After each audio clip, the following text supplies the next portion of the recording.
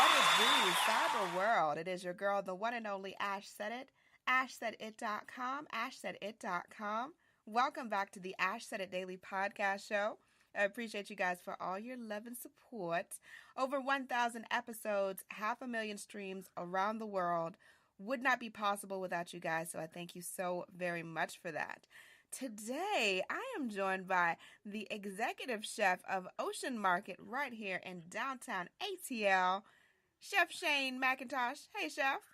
Yeah. That's Hi, right. thanks for having me on. I appreciate it. I appreciate you. I know that you're a busy man, revitalizing the city and such. So, gotta have something to scoop Trying up. to keep it going, trying to keep it alive, Oh, you're doing a great job. Great job. All right. So, Chef Shane, let the audience know, where are you from? Where do you represent? Well, actually, so I came up, I was born and raised in a small town in Mississippi, right outside, about 20, 30 miles south of Memphis. Grew up down there, left, middle of high school, made it to the big city of Memphis, and then that's when I started getting, into culinary. Actually, my first job was at a bar and grill, a blues bar and grill in downtown Memphis. I was giving my mom a hard time about going to school and stuff, so she's going to show me, what happens if you don't pay attention and do this. Man, I loved it. It took one shift to decide this was the thing for me. Being up all night, the atmosphere of a bar and grill and people ordering hamburgers and blues music going on in the corner. So then everybody freaked out. It was like, okay, well, now you have to go to school and do good to be able to keep that job. And then it kind of just kind of morphed into, around Memphis. I was picked up by some great artists that are chefs that mentored me, brought me up, taught me all kinds of things about food and parties and just being good at what you do and taking a little pride in it, Absolutely. And then I was lucky enough to get French training. So I am actually a certified French chef. The chefs that taught me. Yeah, the chefs that taught me were literally 3-star Michelin chefs from France. They spoke very little English. I spoke very little French. So we worked the line together for 2 straight years. I called it Neanderthal French. Quite a lot of ugging and but hey, we did it. Learned so much. Wow. So outside of the language barrier, obvious situation in that setting, what would you say was your biggest hurdle? Slowing down and learning to do things correctly. That was the biggest thing because I was a sponge. I wanted to know everything there was. And I will say, this was a few years ago. Culinary wasn't what it is today. So, we were. You didn't have a lot. You didn't have a lot going on. There weren't TV chefs. There weren't all these celebrities and stuff. You just had to really like what you do. Yeah. And and that's what I loved. Is just trying to get so much knowledge. And that's what really turned me out too. Is once I realized the correct way to do things, I was just blown away. It just knocked me out. That wow, for 3 more steps, this is the outcome, and it was so much better. What would you say has been your proudest moment? In the 90s, I got to cook at James Beard.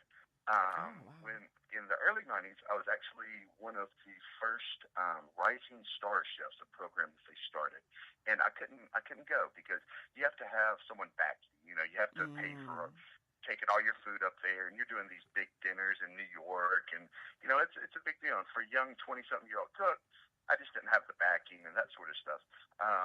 After I got involved in that, about 6 or 7 years later, one of my mentors, who I got her involved with James Beard, took me to James Beard, and I led a staff of, I think I had 12 cooks, and like all these crazy wait staff people doing a Memphis Southern style dinner in New York, and it just knocked them out. And that was so amazing. So after all of that, how did you end up right here in the ATL? Hmm. Well, what happened? What happened was, I reached a point in my career that I either had to start going against competition, my mentors, and people I love, or I needed to move on. Mm. And I felt for me, Memphis at that time was just a small pond. I needed a bigger Yeah. place to stretch my legs. And Mm. the funny, I left as a sous chef from this French place that taught me, and I've been executive chef ever since. That's how they prepared Wow. me. So for the last 25 years, I've been executive chef after this place. Um, Wow. and actually, that there was two different choices. It's either here, Atlanta, or New Orleans. Mm. I thought those were the two up and coming. The next step regionally in the South, and Yeah. I made it here, and I've been in Atlanta now for almost 20 years. All Love it, right. And love we it. love you. All right, that Yeah. works. All right, you guys.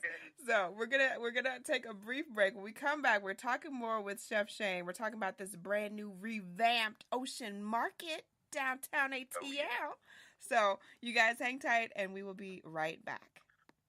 You spend 1/3 of your life sleeping. Why not make it comfortable with Casper? Ash Brown here from Ash Said It Daily. Casper products are cleverly designed to mimic human curves, providing supportive comfort for all body types. When I'm touring around the world, there's always one important detail missing: my Casper bed. I can't wait to get home for a restful night's sleep. There's nothing like it. The experts at Casper work tirelessly to make a quality sleep surface that cradles your natural geometry in all the right places. The prices are affordable because Casper cuts out the middleman and sells directly to you. They're all designed, developed, and assembled right here in the U.S. Don't forget about Casper's 100-night risk-free Sleep On It trial. Get $50 towards select mattresses by visiting casper.com/ash and using ASH, ASH, at checkout. Terms and conditions apply. Get your Casper mattress for a restful night. Visit casper.com/ash. Promo code ASH.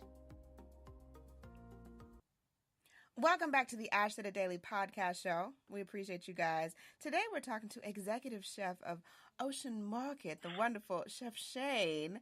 Yes, Chef Oh yeah. Shane. All right, so let's talk about All this right. this inspiration. Let's talk about this new, just revamped Ocean Market that has happened. Where did you pull Sure. inspiration for this vision? Well, this is what I love the most. We also have a full service catering company, it's Ocean Catering Company. And a few years ago, one of my biggest clients was a local, very large airline here in Atlanta. And I was lucky enough to be able to take my whole family to Paris Oh, after wow. the gig. And so I got to I have 3 kids, my wife, I got to take my mom, it was Aw. fantastic. Yeah. So walking down the street next to the river in Paris, holding my hand. My daughter was 7 at the time. She is all bundled up. She's eating her Nutella crepe with bananas. I have my panini in my hand, and just diffused, just seeing all the Parisian, European cafes and bistros, and just I wanted to recreate that feeling that I had right then and there in Right. Atlanta. And that's what we came for. I love the Art Deco furniture. I love the way that all the Parisian cafes, everything is out towards the streets. No one has their back to the streets. And it just even the matched chairs, the wicker chairs, and just the cool styling of it. I just love it. Awesome. All right, and I mean, just everything has changed about the restaurant. So you guys are offering grab and go Yeah. stuff, fresh salads, paninis, gourmet sandwiches. I mean, is this all just Parisian inspiration? Well, it's a lot of just traditionals with my own twist on it. Mm. We have a wonderful salad that's the East Snob salad. And if you're ITB, you understand. Uh, it's our twist. We have whole pieces of bacon. We have, all the dressings. It has a sage blue cheese homemade dressing that's just out of this world. And everything from, we grill the chicken, daily. We have a turkey club that we roast. We don't use usual deli meats. We use whole turkeys that we roast the whole thing. Wow. We have smoked smoked salmon club also. we smoke the whole salmon. Where it's not just just some little frozen deli stuff. Yeah. We go the extra mile to make it extra well. Yeah, and that makes a difference. I've noticed that just in the last maybe 10 years of really being on my own and going to different restaurants and different places. Like when you can actually taste the freshness, you know the difference, and you're not going back. You are not going back. Exactly. Especially with delis and stuff and sandwiches and all that, there's so much processed stuff out there. Yeah. There just really is. And you have to be able to wade through it, get rid of that stuff, and get to the real good stuff. And, some people may look, turkey sandwich. That is an awesome turkey sandwich. That's the difference. And then everything that we do, we also serve, hand-cut chips that we fry every day, which is a nice green salad. Yeah, you can't beat it. It's just chips good, every day. Nice salty chips. That sounds really good. Oh man, I gotta stop by. I'm a little out of the city, but I gotta stop in and get some of those handmade chips. Because I'm not gonna lie to you, Chef Shane. Like I'm vegetarian, but but I do the seafood route. So I do smoked salmon, and I'm definitely gonna have to stop in and definitely ask for you. Well, one of my when I really first started getting serious about cooking, I had some great inspirations. But my first restaurant was a vegan vegetarian restaurant in Memphis when I was 18 years old. Wow. So we have a few vegetarian items and vegan items on my menu that will blow you away, like faux nouveau. It's a mock chicken salad made with tempeh, and it's actually vegan. Yeah, it's awesome. It has pineapples and peppers, and we steam the tempeh and make it in a vinaigrette style. But we also have a BLT that's dulse lettuce and tomato. So normally it's not. We can make it vegan, but it's vegetarian. But it's dulse seaweed, and we toast that on the flat top, and then mix a little sesame seed damasio with it and lettuce and tomato. It is just like a BLT. It's just like bacon. Chef Shane, what time do you guys close tonight? Because I might need to come through. Exactly. We're open Monday through Friday from 11 to 6. I might need to come through because that's what I love options. Vegetarian. I'm not vegan. I really can't afford to be vegan at the moment. But vegetarian options are good, and I can deal with that. I can roll with that. All right. Cool. Exactly. Oh, I have a vegetarian section. You never know. Barbecue that will curl your toes. What? Okay. See, I'm making out there. I got to come out there this week. There's no question about it. No question. All right, Chef Shane. So, what walkaways do you want customers to leave with? What is your ideal situation for a customer? It's just good food. It's on the comfort side with a little bit of health added to it. It's quick. It's enjoyable. It's relaxing, and that's what I want everyone to know. You don't have to listen to a bunch of junk. You don't have to go to some big corporate thing to get a bunch of processed foods. You can just come to a family-owned place and have a great time. Sounds like a plan. Last but certainly not least, what advice can you offer to any aspiring chefs out there? Get a job in the industry before school because it's not for everybody. And you have to make sure, spend plenty of weekends, do the work, find a chef that you admire, and it doesn't matter what they pay.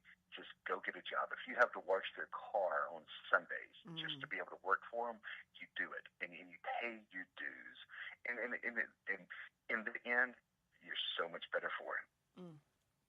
Perfection. Chef Shane, thank you so much for joining us today. We appreciate you. Let everyone know the best way to get in contact with you guys and to follow you on social. Absolutely. On Facebook, Ocean Market, ATL, and then oceancateringcompany.com. You can always find us there. Sounds like a plan.